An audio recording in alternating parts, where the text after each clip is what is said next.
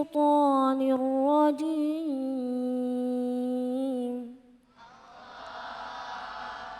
بسم الله الرحمن الرحيم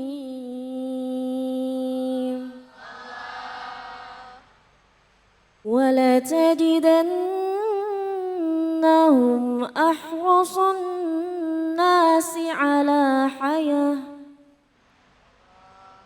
ومن الذين أشركوا يود أحدهم لو يعمر 1000 سنة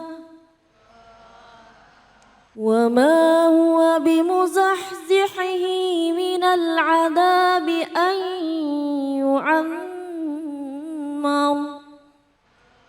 والله بصير بما يعملون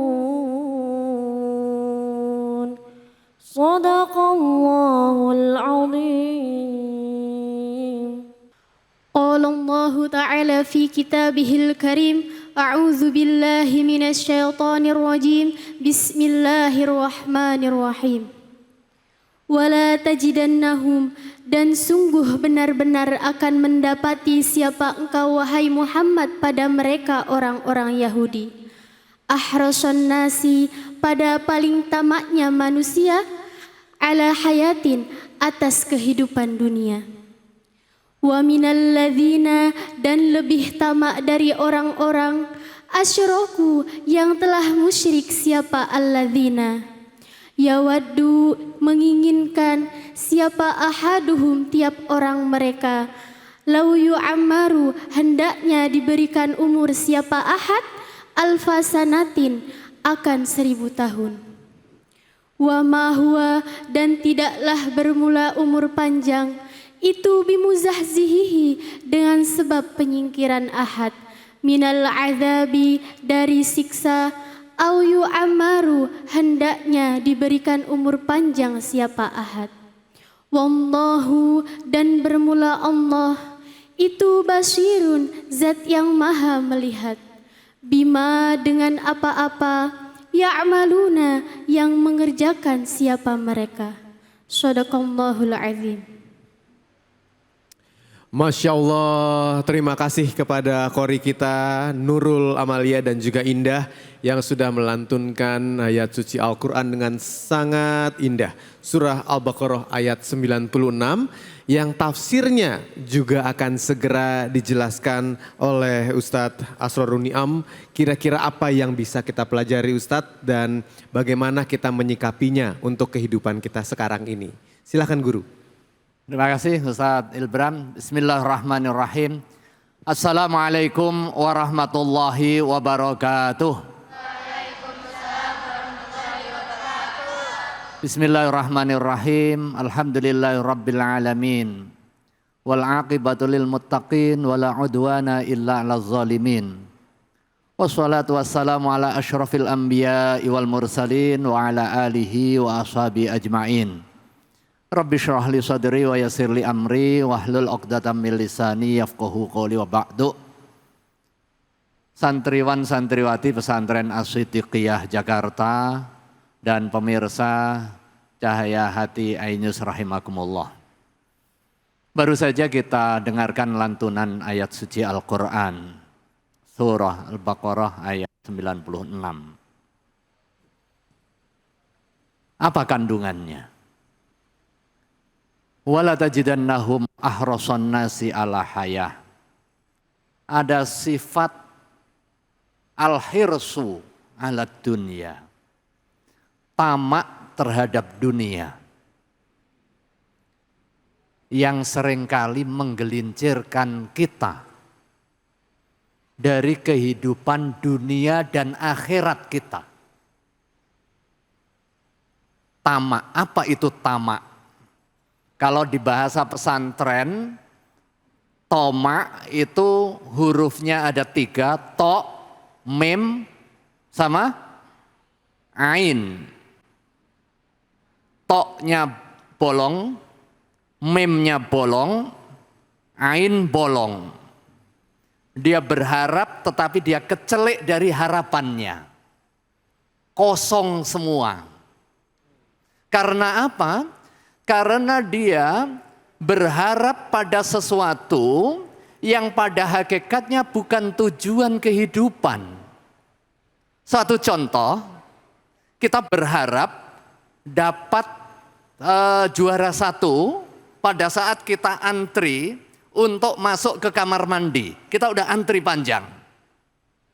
Sampai kita berebut, kita dorong teman. Ternyata salah tujuan, kita antrinya bukan antri di kamar mandi. Tetapi antri di gang yang nggak ada lobang kamar mandinya. Kecelek nggak kita? Kecelek. Kita antri, kita anggap itu adalah kantin. Mau ada pembagian nasi kotak. Ternyata tidak di situ antrian nasi kotaknya. Ada di tempat lain yang padahal nggak antri, tapi kita antri di tempat yang salah. Kecelek nggak? Kecelek. Kita dicipta oleh Allah Subhanahu wa Ta'ala untuk kepentingan apa? Kepentingan ibadah. Wa ma khalaqtul jinna wal insa illa liya'budun. Kita dicipta oleh Allah Subhanahu wa Ta'ala hanya untuk kepentingan ibadah, kepentingan ketaatan kepada Allah Subhanahu wa Ta'ala, dan seluruh urusan dunia itu didedikasikan untuk kepentingan akhirat. Begitu ada orang hidup, dia kira akhir kehidupan itu adalah urusan dunia. Sehingga dia numpuk harta, dia ngejar jabatan, sampai kemudian bunuh-bunuhan, dia menipu kawan, hanya karena pengen memperoleh tujuan dunia. Kecelek enggak? Kecelek. Itu namanya al-hirsu alad dunya.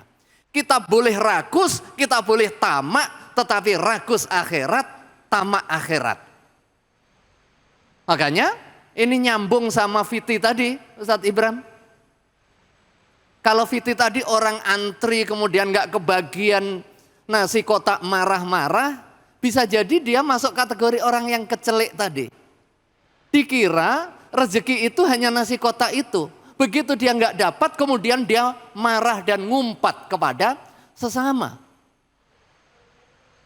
Padahal Allah Subhanahu wa Ta'ala begitu menciptakan kita, jangankan kita sebagai manusia, yang hewan melata saja itu dijamin rezekinya oleh Allah Subhanahu wa Ta'ala. Makanya kadang miris juga, saya sebagai pengasuh pesantren, kemudian ada calon wali santri komentar, nanti dikasih makan apa kalau santri setiap hari ngaji? Santri kerjaannya ngaji saja, nanti dikasih makan apa itu? Dia punya keahlian apa? Padahal Allah Subhanahu wa Ta'ala menjamin, wa ma min dabbatin fil ardi illa 'ala Allahi rizquha. Enggak ada satu binatang melata pun itu yang tidak dijamin rizkinya oleh Allah Subhanahu wa Ta'ala. Makanya rizki Allah Subhanahu wa Ta'ala yang ada di bumi cukup untuk menghidupi seluruh alam sekalian. Tetapi kalau ada satu orang tamak, ini enggak cukup urusan dunia. Kenapa? Karena kalau orang tamak, begitu dia dapat satu pengen dua. Begitu dia pengen dapat camat, dia pengen bupati. Begitu bupati pengen gubernur, begitu dapat gubernur pengen presiden, begitu pengen presiden pengen jadi Tuhan. Kita ingat cerita Fir'aun. Begitu diberikan kekuasaan yang nyaris tanpa batas, kemudian dia menentang kekuasaan mutlak Allah Subhanahu wa Ta'ala, dan Allah Subhanahu wa Ta'ala dengan mudah menarik kekuasaan setinggi apapun kekuasaan itu. Hanya dengan ditenggelamkan di laut tanpa ada perlawanan, hilang semua kekuasaan itu. Kita ingat Qarun, betapa banyak kekayaannya, bahkan kunci untuk menyimpan harta kekayaannya itu membutuhkan gudang tersendiri. Nggak ada apa-apanya yang kemarin baru nyimpen di safe deposit box. Nggak ada apa-apanya itu. Ini kunci untuk nyimpen kekayaannya aja itu membutuhkan gudang tersendiri.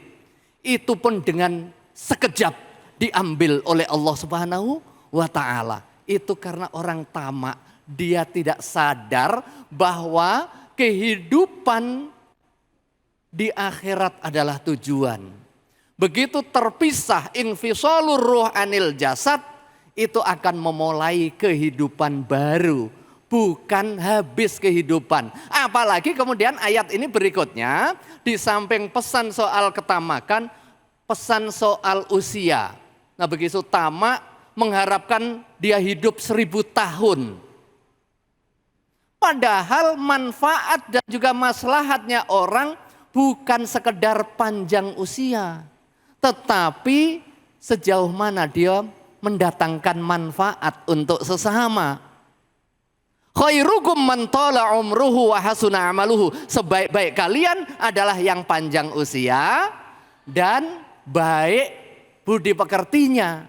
Makanya jangan berdoa hanya panjang umur, tetapi panjang umur yang penuh keberkahan. Banyak contoh orang-orang yang hidup usianya pendek tetapi umurnya panjang dikenal banyak orang. Kiai Abdul Wahid Hashim yang dikenal ayahnya Gus Dur. Usianya nggak nyampe 40 tahun, tetapi dikenang karena jasanya. Kenal Panglima Sudirman, kenal? Panglima besar, itu usianya berapa? Usianya 34 tahun, tetapi karena jasanya dikenang hingga menjadi jalan protokol di Jakarta, menjadi pahlawan. Bagaimana adik-adikku sekalian, panjang usia, penuh keberkahan, dan terakhir saya nitip doa, dibaca, Allahumma qini syuhha nafsi waj'alni minal muflihin. Allahumma, ayo, Allahumma qini syuhha nafsi waj'alni minal muflihin. Mudah-mudahan hindar dari sifat kikir, sifat tamak, diberikan usia yang panjang, manfaat, barokah, dan bisa hidup bahagia dunia dan akhirat. Wallahu a'lam bishawab. Wassalamualaikum warahmatullahi wabarakatuh. Waalaikumsalam warahmatullahi wabarakatuh. Amin, amin ya robbal alamin. Ustadz terima kasih untuk penjelasannya Ustadz, bahwa Allah sudah menjamin semua rezeki kepada kita umatnya. Jadi tidak perlu khawatir, tinggal kita bagaimana dengan rezeki tersebut menjadi orang yang baik dan memberikan kebaikan kepada orang lain. Jangan tamak, jangan kikir, jangan disimpan sendiri, tapi berbagilah manfaat kepada orang banyak. Bicara soal berbagi, masih ada lagi ilmu yang ingin dibagi oleh Ustadz. Untuk adik-adik di sini yang ingin bertanya langsung kepada Ustadz, ada? Oh, di depan saya langsung, ya silakan. Assalamualaikum Ustadz, perkenalkan saya Kautsar Rahma. Saya ingin bertanya Ustadz, apakah kita boleh pelit kepada orang yang tamak? Syukran Ustadz. Wassalamualaikum warahmatullahi wabarakatuh. Waalaikumsalam warahmatullahi wabarakatuh. Boleh nggak pelit kepada orang yang tamak tapi Ustadz? Ya, pertanyaannya bagus sekali ini ya. Boleh nggak pelit terhadap orang yang tamak? Nah, orang tamak itu cenderung memang pelit ya. Ya. Kemudian gampang menghasut. Ya. Kemudian senang lihat orang susah. Iya. Susah ngelihat orang senang. Nah, boleh nggak kita pelit kepada mereka? Nah, urusan tamak pelit itu adalah penyakit hati. Jangan sampai penyakit hati itu dibalas dengan penyakit hati juga. Bagi orang yang tamak, pertama tentu kita ingatkan. Kalau nggak bisa diingatkan, kita doakan. Kemudian bisa nggak kita berbagi? Ada tuntunan baginda Rasulullah Shallallahu Alaihi Wasallam. Unsur akhaka zaliman au mazluman. Tolong saudaramu baik dalam kondisi dia zalim atau dizalimi. Para sahabat bertanya, oh ya Rasulullah, saya memahami kalau saya harus menolong terhadap orang yang dizalimi. Tapi bagaimana saya bisa menolong orang yang zalim? Wong orang zalim kok ditolong. Orang tamak kok ditolong. Orang hasut kok ditolong. Iya, cara nolongnya adalah kamu menghentikan tindak kezalimannya. Kamu ngingetin, sifat tamak itu nggak bagus, kamu nanti nggak punya teman. Tujuan hidup itu bukan hanya di dunia ini, tujuan hidup itu ada sampai di akhirat. Kamu punya harta banyak, tetapi harta kamu nanti bisa bermanfaat dengan cara bersedekah. Kalau kamu tetap minta, nih saya kasih, tapi nanti silahkan bisa dibagi, jangan juga pelit. Nah, sifat dermawan yang kita ajarkan kepada orang yang tamak diharapkan bisa membuka hatinya. Kalau enggak ya sudah senyumin aja. Kalau ngadapin orang yang tamak apa? Senyumin aja. Karena dengan senyum kita akan menjadi sedekah bagi dia. Dan mudah-mudahan menjadi pembuka hidayah. Wallahu a'lam bissawab. Terima kasih Ustadz. Janganlah apabila kita melihat ada orang yang berpenyakit hati, kita membalasnya juga dengan penyakit hati. Membalasnya harus dengan kebaikan, maka insya Allah orang tersebut bisa berpindah dari yang tadinya sakit hatinya menjadi orang yang punya kepribadian yang baik. Ustadz, terima kasih untuk tausiahnya, untuk pemaparannya. Insya Allah sangat amat bermanfaat untuk kita semua dan juga bermanfaat untuk orang-orang yang ada di sekitar kita. Ustadz Asrorun Niam, dan juga terima kasih untuk sudah menjawab pertanyaannya. Jangan kemana-mana pemirsa, karena setelah ini kita juga akan mendengar pemaparan dari guru kita selanjutnya, dari Ustadz Nawawi yang akan menjelaskan tafsir surah Al-A'raf ayat ke-31. Jadi tetap bersama kami hanya di Cahaya Hati.